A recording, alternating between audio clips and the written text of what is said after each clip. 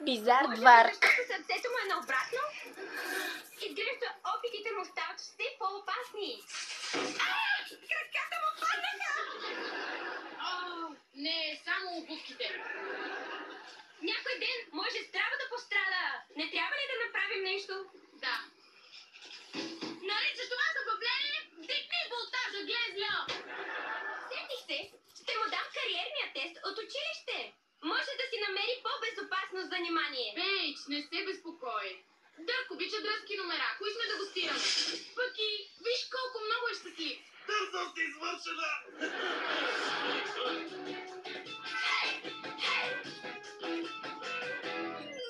Ще се радвам да сключим сделка, Бърни. Голям фен съм на Бизар Дварк.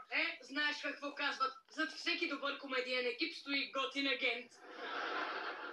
Тоест, кажи за сделката. Като президент на мрежата мога да им гарантирам собствено шоу, ако се интересува. Интересуваме се. Ще се видим в офиса ми в петък. Затова ме наричат най-ловкият агент в града. Чакай, това истински президент на мрежа с истинско предложение за шоу ли беше? Беше ли? При това. Не, Бърни, не може да се срещнем тук. Това е грозна дупка и изглеждаме много нелепо. Но...